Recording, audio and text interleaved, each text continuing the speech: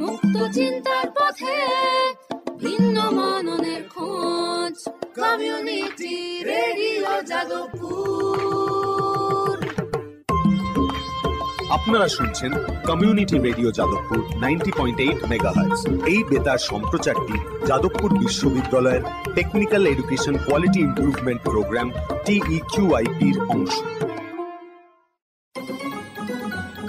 দূরে সে পাশে বসে, পায়ে পায়ে কখনো চলে যায় দূর। এ জীবন উদযাপনের সুর, রেডিও রেডিও যাদবপুর। এগিয়ে চলার সুর, radio radio Jadavpur. 90.8 megahertz community radio Jadavpur university. শুরু হচ্ছে আমাদের বিশেষ অনুষ্ঠান ম্যাটিক্স কৃষি পাঠশালা। এই অনুষ্ঠানে আমরা ভূমি সুরক্ষা এবং চাষবাসের নানান দিক নিয়ে আলোচনা করব। 90.8 কমিউনিটি রেডিও জেইউতে এই বিশেষ অনুষ্ঠান শুনবেন সপ্তাহে 3 দিন। সঙ্গে থাকবেন কৃষক এবং কৃষি বিশেষজ্ঞরা। ভারত সরকারের রাসায়নিক ও সার মন্ত্রকের উদ্যোগে এবং ম্যাটিক্স ফার্টিলাইজার অ্যান্ড কেমিক্যালস লিমিটেডের সহায়তায় অনুষ্ঠানটি সম্প্রচার করা হচ্ছে।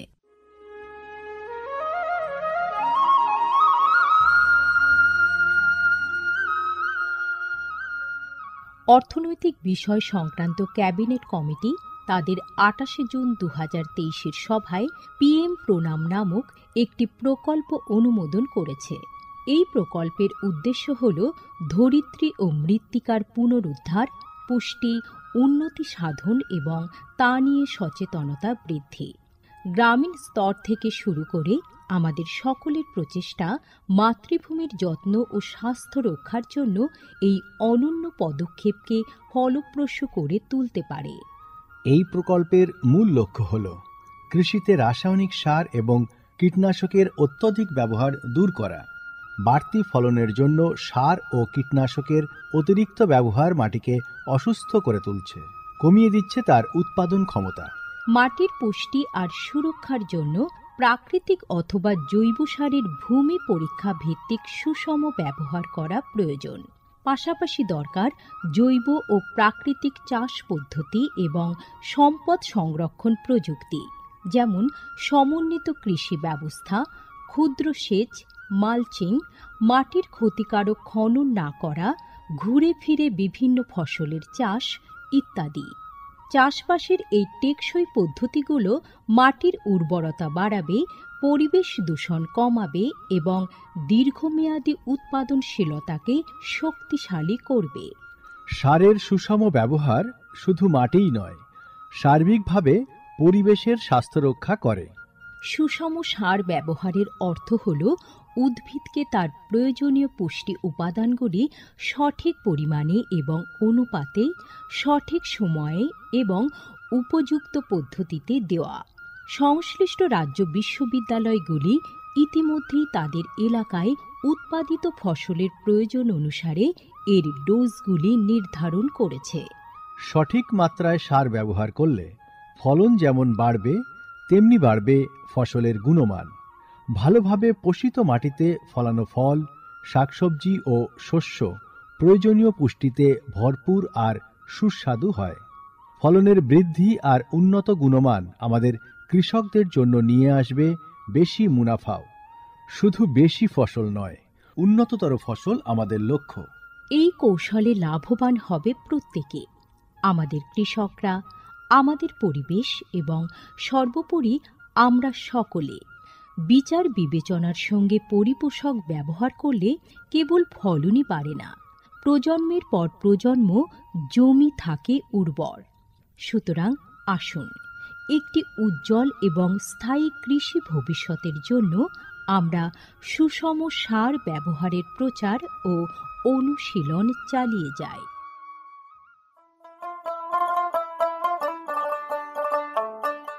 বিকশিত ভারত সংকল্প যাত্রা বা VBSY এর একটি গুরুত্বপূর্ণ অংশ হল ভারত সরকারের সার বিভাগ দ্বারা PM প্রণাম স্কিম এবং কৃষিতে ড্রোন ব্যবহারের প্রচার। সারের সুষম ব্যবহার এবং ন্যানো সারের ব্যবহার নিশ্চিত করার কাজে সার বিভাগ বিভিন্ন সংস্থা ও মানুষকে নিযুক্ত করেছে, যেমন বিভিন্ন সার উৎপাদনকারী সংস্থা, প্রধানমন্ত্রী কৃষি সমৃদ্ধি কেন্দ্র বা PMKSK-গুলি, ফিল্ড অফিসার এবং নোডাল অফিসারদের। VBSY এর একটি প্রধান দিক হল বিভিন্ন শস্য এবং গাছপালার ওপর ন্যানো এবং জল দ্রবণীয় সার স্প্রে করার কাজে ড্রোনের ব্যাপক ব্যবহার। এই উদ্যোগের ফলে 29টি রাজ্য ও কেন্দ্রশাসিত অঞ্চলের বিভিন্ন জেলায় হাজার হাজার ড্রোন প্রদর্শন হয়েছে। এই পদ্ধতিটি হাতে কলমে দেখিয়ে দেওয়ায় আধুনিক কৃষি প্রযুক্তি গ্রহণের সুবিধাগুলি মানুষের কাছে আরও স্পষ্ট ও বিশ্বাসযোগ্য হয়ে উঠেছে। এই জনসংযোগ কর্মসূচিগুলি দীর্ঘমেয়াদী কৃষি অনুশীলনের সুফল সম্পর্কে নাগরিকদের অবহিত করতে একটা বড় ভূমিকা পালন করেছে। সারা দেশ জুড়ে লক্ষাধিক দর্শক ড্রোনের প্রদর্শনী প্রত্যক্ষ করেছেন। প্রচলিত ইউরিয়ার চেয়ে ন্যানো ইউরিয়ার উপকারিতা বিষয়ে সচেতন হয়ে কৃষকরা ন্যানো সার প্রয়োগে গভীর আগ্রহ দেখিয়েছেন। এই কর্মসূচির আলাপ আলোচনায় উঠে এসেছে জৈব চাষের উপযোগিতা, যা প্রমাণ করে চাষের এই সব অনুশীলনগুলি নিয়ে কৃষকদের সচেতনতা। উৎসাহী কৃষকরা কৃষিতে ড্রোন প্রযুক্তির বিষয়ে আগ্রহ প্রকাশ করেছেন। এই আধুনিক কৌশলগুলির অর্থনৈতিক কার্যকারিতা কৃষকদের নতুন দিশা দেখিয়েছে, কৃষিতে এক স্থায়ী এবং সাশ্রয়ী পদ্ধতির পথ প্রশস্ত করেছে। মাননীয় প্রধানমন্ত্রী মহিলা কিষাণ ড্রোন কেন্দ্র চালু করেছেন।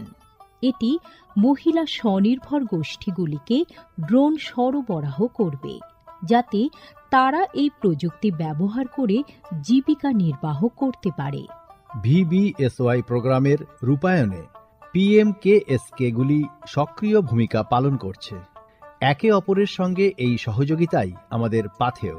বিকশিত ভারত সংকল্প যাত্রা শুধু একটি যাত্রা নয়, এটি ভারতীয় কৃষির দীর্ঘমেয়াদী এবং প্রযুক্তিগতভাবে উন্নত ভবিষ্যতের দিকে একটি গুরুত্বপূর্ণ পদক্ষেপ। যাত্রাপথে এটি জাতির কৃষিকে সম্পূর্ণ পুনর্নির্মাণ করা, উদ্ভাবনকে উৎসাহিত করা এবং সবার জন্য একটি সবুজ, আরও সমৃদ্ধ ভবিষ্যৎ নিশ্চিত করায় অঙ্গীকারবদ্ধ। ড্রোন প্রযুক্তি, ন্যানো সার এবং দীর্ঘমেয়াদী কৃষি অনুশীলনের প্রচারের মাধ্যমে এটি কেবল সচেতনতায় তৈরি করছে না, আরও সমৃদ্ধ এবং পরিবেশ বান্ধব ভবিষ্যতের জন্য নব প্রযুক্তিকে গ্রহণ করতে কৃষকদের অনুপ্রাণিত করছে। এই কৃষি বিপ্লবের গতি প্রকৃতি প্রত্যক্ষ করলে এটা স্পষ্ট হয় যে VBSY একটি বিকশিত, উন্নত এবং দীর্ঘজীবী ভারতের বীজ বপন করছে।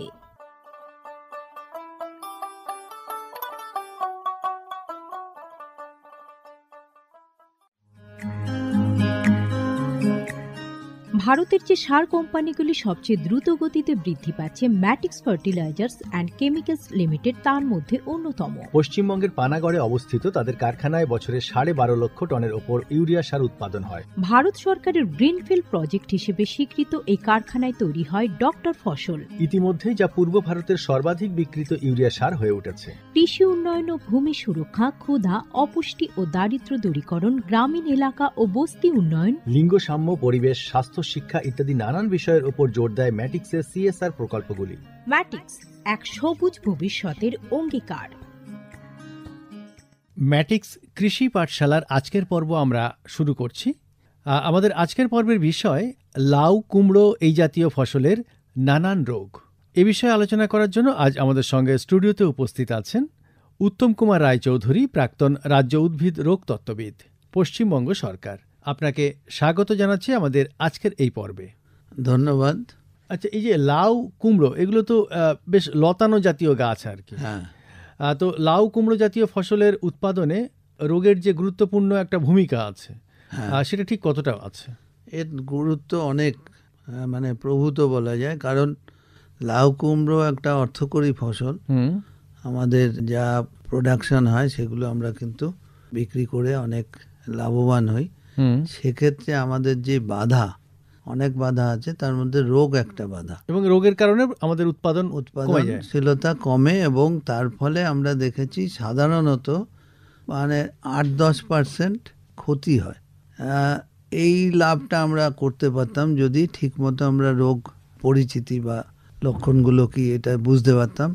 দ্বিতীয়ত তার প্রতিকার যেটুকু আমরা করতে পারতাম সেটা করলে আমরা এই 8-10% থেকেও নামিয়ে আনতে পারি। আচ্ছা, তো কত ধরনের রোগ এই ফসলে হয়ে থাকে? হ্যাঁ, রোগ অনেক হয়। যেহেতু এই পশ্চিমবঙ্গের নিরিখে আলোচনা এসছি, তাতে 5-7টা রোগ মোটামুটি গুরুত্ব পায়। তো এই গুরুত্বপূর্ণ রোগগুলোর লক্ষণ এবং চাষি বন্ধুরা কি করবেন আমরা সেটা আজকে আপনার থেকে শুনবো, কারণ আমাদের স্বল্প সময়ে আমরা পুরো প্রতিকারটা শুনতে পাবো না। আচ্ছা, হ্যাঁ, আমরা আর একদিন এটা নিয়ে আলোচনা করতেই পারি, কারণ আমাদের আগে চিনতে হবে কিভাবে বা কোন রোগটা কি হয়েছে সেটা জানলে আমরা তখন পরবর্তী পর্যায়ে আমরা সেই অনুযায়ী প্রতিকার বা ম্যানেজমেন্ট নিয়ে আলোচনা করতে পারবো। তো রোগ এবং লক্ষণ নিয়ে যদি হ্যাঁ, না, প্রথমেই বলি যে এই বললাম 5-7টা রোগ, তার মধ্যে মূলত সব থেকে মারাত্মক রোগ যেটা হয় সেটা হলো ডাউনি মিলডিউ। আচ্ছা, এগুলো ইংরেজিতেই নাম, আমরা মানে সোজাসুজি বাংলা ঠিক হয় না, তো সেক্ষেত্রে ডাউনি মিলডিউ একটা মানে খুব মারাত্মক রোগ। এছাড়া পাউডারি মিলডিউ একটা রোগ, কুকুম্বার মোজাইক বলে একটা মোজাইক ভাইরাস, এটা কিন্তু ভাইরাস দ্বারা গঠিত রোগ। আর সার্কোস্পোরা লিপ স্পট একটা রোগ, আর ফিউজেরিয়াম উইল্ট এই একটা ঢলে পড়া রোগ। এই 5টা নিয়ে মূলত আজকে আমরা আলোচনায় যাই, কারণ এর থেকেই আমাদের প্রভূত ক্ষতি হয়। তো এই রোগগুলোর মধ্যে সব থেকে ক্ষতিকারক কোনটি? সব থেকে ক্ষতিকারক প্রথমেই যেটা আলোচনা করব ডাউনি মিলডিউ।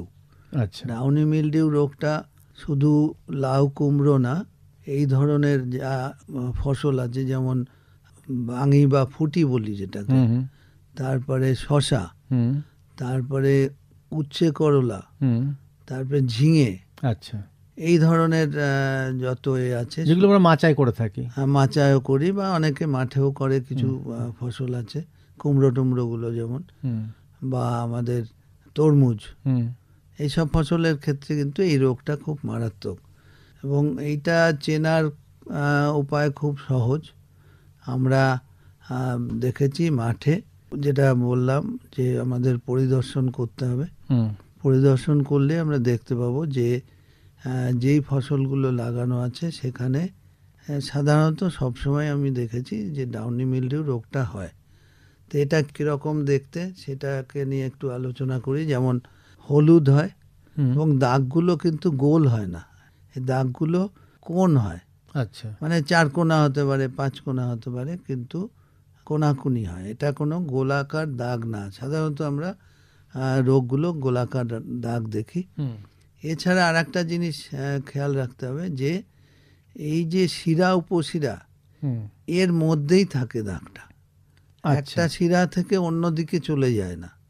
এটা আর একটা কিন্তু মানে নজর করার ব্যাপার।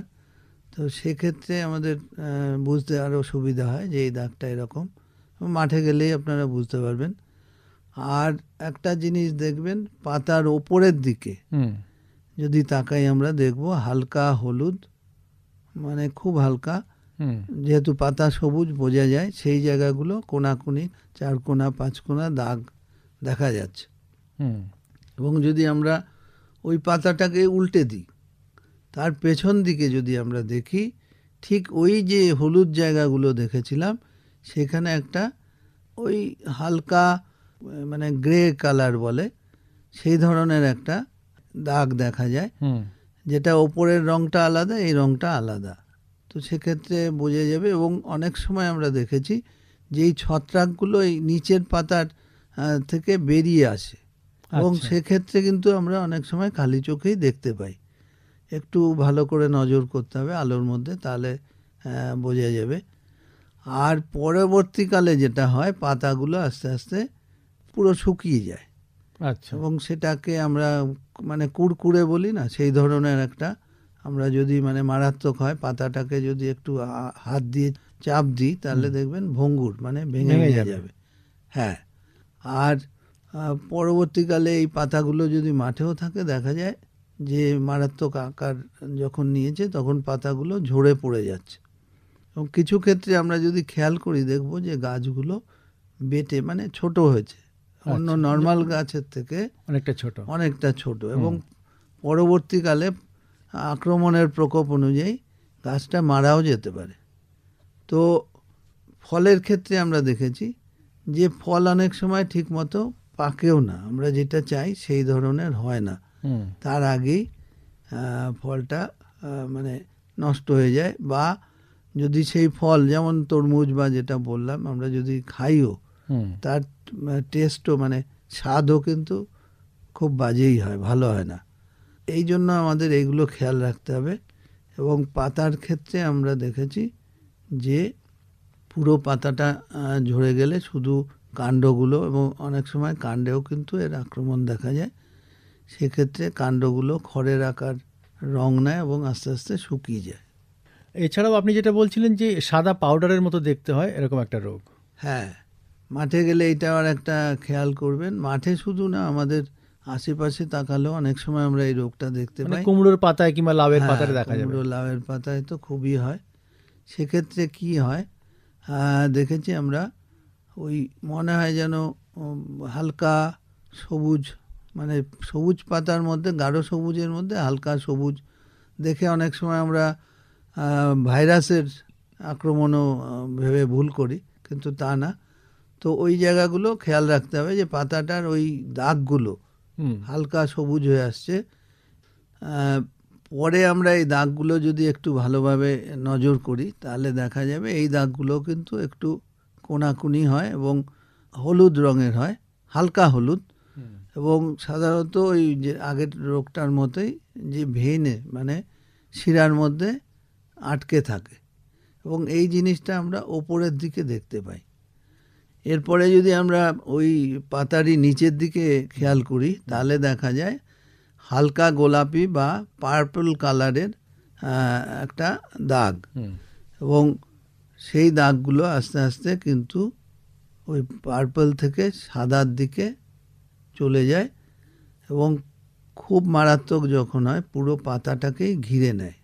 এবং আমরা যদি খারাপ অবস্থায় গিয়ে দেখি মাঠে, তখন কিন্তু দেখা যাবে পুরো পাতা, কাণ্ড, ফলের বোটা বা পাতার বোটা এই সব কিছুকেই ওই সাদা গুঁড়ো পাউডারে ভরে গেছে। এবং পরবর্তীকালে কি হয়, এই সাদা দাগগুলোই পুরো গাছের সব রস চুষে খায়, মানে এই ছত্রাকটা খেয়ে আস্তে আস্তে এরা যখন মানে ছত্রাকও যখন বৃদ্ধ হয়ে যায় তখন আস্তে আস্তে ওটা কালো আকার ধারণ করে। আচ্ছা, মানে সাদাটাই পরবর্তীকালে কালো হয়ে যায় এবং এর ফলে গাছ শুকিয়েও যায়। কোনো কোনো সময় ওটা কিন্তু দেখা যায় যে গাছ যেহেতু পাতা ডগা সব শুকিয়ে আসছে, ওই ঢলে পড়া রোগের মতো এই গাছগুলো আস্তে আস্তে মারা যায়। হ্যাঁ, এই গাছগুলো মারা যায়। আর একটু বলে নিই, এরা সাধারণত আমরা দেখেছি যে বেশি আর্দ্রতা পছন্দ করে, এই পাউডার রোগটা। সেক্ষেত্রে আমাদের একটু খেয়াল রাখতে হবে যে বেশি ভিজে ভাবটা থাকবে না। ভিজে ভাব থাকলে আমাদের কিন্তু এই রোগের প্রকোপ বাড়বে। আর দেখা যায় যে সাধারণত কম তাপমাত্রায় এই রোগের মানে ক্ষতিটা বেশি হয়, এই জায়গাটাকে আমাদের একটু খেয়াল করতে হবে। চাষি বন্ধুরা দেখলেই বুঝতে পারবেন এবং সেইভাবে তারা নিশ্চয়ই খেয়াল করবেন। এই যে লাউ এবং কুমড়ো জাতীয় ফসলের নানান রোগ নিয়ে আমরা আলোচনা করছি, তো এবার একটু আপনার থেকে জানতে চাইব যে লাউ, কুমড়ো এই জাতীয় ফসলের পাতায় হলদে ছোপ ছোপ দাগ দেখা যায়, তো এর ফলে গাছের কীরকম ক্ষতি হয়?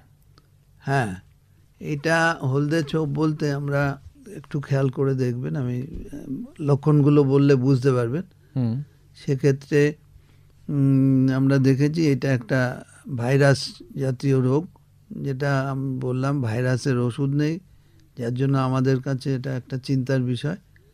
তো এটাকে আমরা বলি মোজাইক। এই ভাইরাসের যে রোগটা হয় তাকে আমরা বলি মোজাইক রোগ। তো এটাতেও আমরা দেখেছি যে শসা বা কুমড়ো বা লাউ, এমনকি বরবটি, টমেটো, লঙ্কা এর ক্ষেত্রেও কিন্তু এই মোজাইক রোগটা দেখা যায়। তো সেখানে কি হয়, যে দেখা গেছে যে এই রোগের আক্রমণে মোটামুটি 40-50টা ফ্যামিলি মানে ওই ধরনের গাছে এর আক্রমণ হয়। আচ্ছা, তা আমি আর কয়েকটা বলি, কিন্তু সব বলতে গেলে সময় নষ্ট হবে।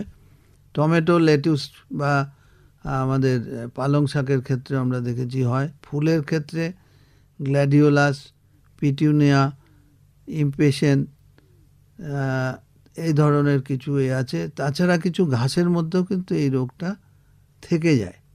সুতরাং এই জায়গাটাকে আমাদের একটু সাবধান হতে হবে।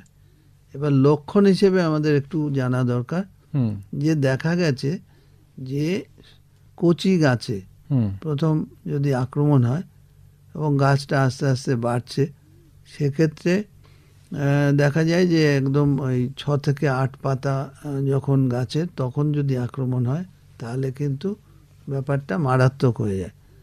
তো এটাকে মোজাইক কেন বলি, যে একটা পাতায় যদি আমরা দেখি একটা সবুজ পাতা, তার মধ্যে হালকা হলুদ প্যাচ মতো, মানে একটু হলুদ একটু সবুজ, একটু হলুদ একটু সবুজ, এই করে পুরো কচি পাতাটাকে আস্তে আস্তে আক্রমণ করে। এবং পাতায় যদি আরেকটু পরবর্তীকালে খেয়াল করি, দেখা যায় যে পাতাটা নিচের দিকে মুড়ে গেছে এবং বেঁকা টেরা তো হয়ই। তারপরে পাতার সাইজ মানে সেটাও অনেকটা কমে যায়, সেটা একটা লক্ষণ। এবং ভাইরাস রোগের ক্ষেত্রে যা হয়, গাছটা গাঁট থেকে গাঁটের দূরত্ব কমে যায় এবং তার ফলে একটা মানে বুশি বা ঝাড় মতো হয়ে যায়, মানে গাছটার বার অনেক কমে যায় এবং সেটা আস্তে আস্তে মানে দুর্বল টাইপের একটা গাছ, দূর থেকে দেখলেই বোঝা যায়। তো সেক্ষেত্রেও আমাদের একটু সাবধান হতে হবে। আর দেখেছি যে যদি ফল ধরে সেটা কিন্তু সংখ্যায় অনেক কম, এবং যদি কচি অবস্থায় গাছে আক্রমণ হয় সেক্ষেত্রে ফল প্রায় হয়ই না। 2-4টে যদি ফলও হয় সেগুলো কিন্তু আমরা বিক্রি করার মতো অবস্থায় থাকি না। আপনি শুরুতেই এই লাউ কুমড়ো জাতীয় ফসলের যে নানান রোগের কথা বলছিলেন, তার মধ্যে বাদামি দাগ হ্যাঁ, দেখতে পাওয়া যায়, এরকম একটা রোগের কথা বলছিলেন। হ্যাঁ। তো এই রোগ আমরা কিভাবে চিনব? এটা আমরা দেখেছি যে তরমুজে হয় বা ফুটিতে হয় বা শশায় হয়, এবং লাউ কুমড়োতেও আমরা দেখেছি। তো সেক্ষেত্রে আমরা দেখেছি যে একটা পাতার ওপরে যে দাগটা হয় সেটা একটা ভেজা ভেজা দাগ, এবং পরবর্তীকালে ওই একদম ছোট গোলাকার দাগ, সেটা আস্তে আস্তে কিন্তু একটা হলদে ভাব নেয় এবং পরবর্তীকালে ওটা বাদামি রং বা গাঢ় বাদামি হয়ে যায়, যার ভেতরটা থাকে হালকা সাদা, কিন্তু ওই যে দেয়ালের এই যে দাগের চারপাশটা সেটা কিন্তু একটা মোটা কালো দাগ থাকে। আচ্ছা, হ্যাঁ, দেয়াল বলা যায়। আর ক্ষতির পরিমাণ যত বাড়বে তখন দেখা যায় যে পাতা এই দাগগুলো প্রথমে ছোট ছিল, একটু বড় হয়েছে, আস্তে আস্তে সব কটা দাগ একসঙ্গে মিশে যাবে, মিশে গিয়ে ওই পুরো পাতাটাকে শুকিয়ে দেবে। এবং তখন আমরা যদি গিয়ে দেখিও দেখব যে একটা ঝলসানো পাতা, যার মধ্যে কোনো সবুজ ভাব নেই। আচ্ছা।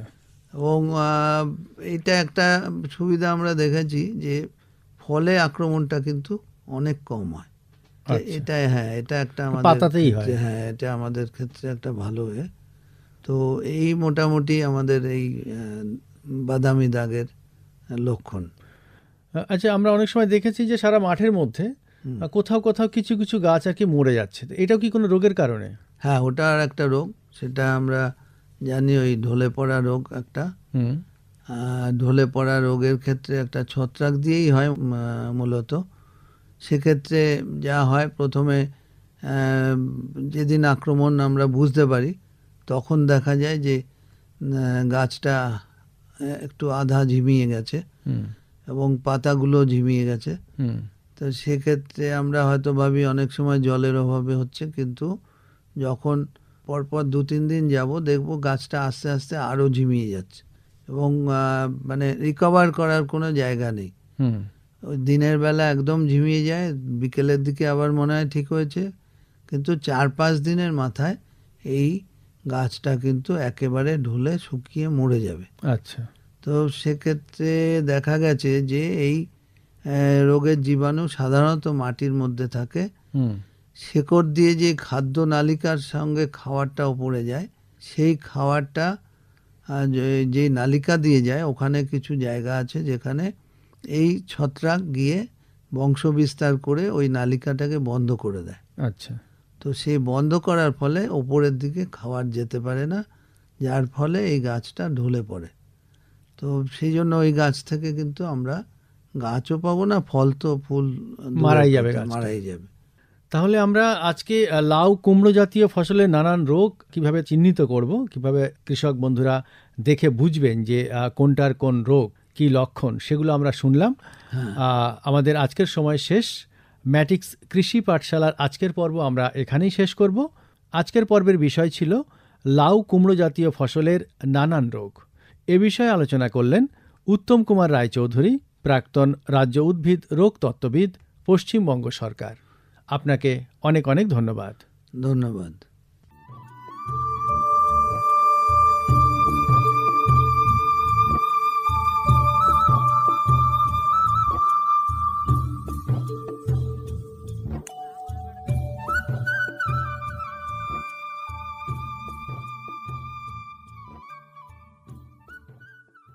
এতক্ষণ শুনলেন আমাদের বিশেষ অনুষ্ঠান ম্যাটিক্স কৃষি পাঠশালা।